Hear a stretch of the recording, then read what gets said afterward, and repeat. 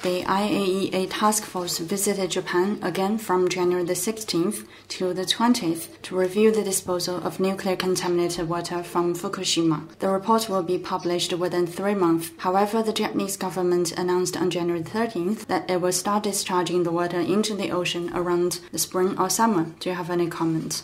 中方高度关注日本福岛核污染水处置问题。 China is closely following Japan's disposal of nuclear-contaminated water from Fukushima.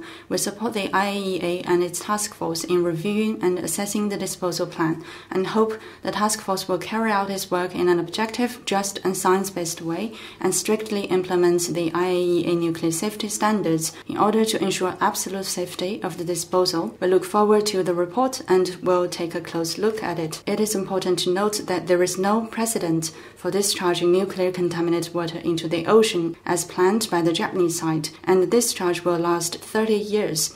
Japan is yet to provide ample scientific and factual proof to support its plan, and has not addressed the international community's concerns over the legitimacy of the plan, the reliability of data, and the efficacy of the treatment system, and the uncertainty of environmental impact. Last year's IAEA task force review reports show that Japan's plan is not fully consistent with the IAEA safety standards. We note with concern that in July last year, Japan officially approved the ocean discharge plan when the IAEA task force's review and assessment mission was still ongoing. Not long ago, the Japanese side announced unilaterally, ahead of the IAEA task force's review trip to Japan, that the ocean discharge will start in the spring or summer this year. Such woeful behavior cannot but put a question mark over Japan's respect for the authority of the IAEA and the task force. Is Japan imposing a deadline on the task force's review and assessment process?